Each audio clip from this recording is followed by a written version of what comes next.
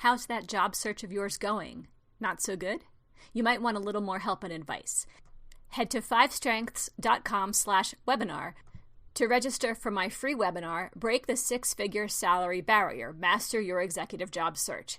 You'll get great strategies and a ton of free resources to help your job search from a name you can trust. That's 5strengths.com/webinar. Now on to the show.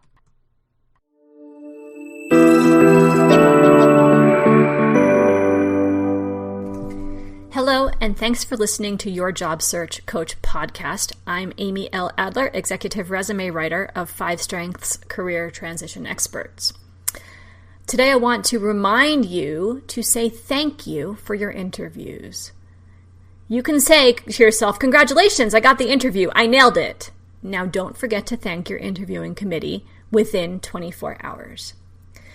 You go through the interview and you know you're the right person for the job and you think you gave all the right answers and you're pretty sure they're going to call you back with a job offer. You think you're done with the interview process, but you are wrong. You have forgotten to send each member of the hiring committee a post-interview thank you letter. You have yet another opportunity to influence the decision of the hiring committee and maybe even change the hiring executive's mind. Let's look at some recent statistics. Robert Half reported a couple of years ago that only 5% of job seekers send thank you letters after their interviews. The Society for Human Resource Management added to this and said that their study reported 88% of hiring managers saying that thank you letters influence their hiring decisions. So does this mean that a small fraction of the job-seeking population has a leg up on the majority of people interviewing who simply aren't playing by the rules? When you acknowledge an interview with a post-interview thank you letter, you have a huge opportunity to accomplish 3 tasks.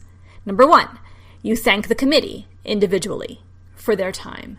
Until you're hired, you're simply a liability in terms of the amount of time and effort that it takes to get you on board. Number 2, you respond to the interview process, emphasizing how you can solve the hiring committee's pain points beginning on your first day at work. And number 3, you tell the hiring executive that you want the job.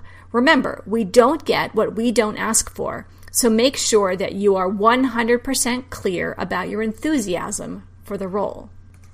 If you are not accomplishing these 3 goals in your post-interview thank you letter, you're failing to participate in a critical aspect of the interview process, which does go beyond the time and date of your interview.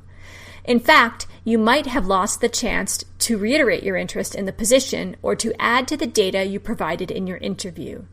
Make sure you send an individualized, well-conceived, thoughtful thank you letter to every member of your hiring or interviewing committee. It's an investment in time and effort that you will not regret. Thanks again for listening to Your Job Search Coach podcast. Please subscribe if you want more tips on interviewing, resume writing, LinkedIn profile development, and career strategy. I'm Amy L. Adler, and you can always find me at 801-810-5627. Thanks a lot.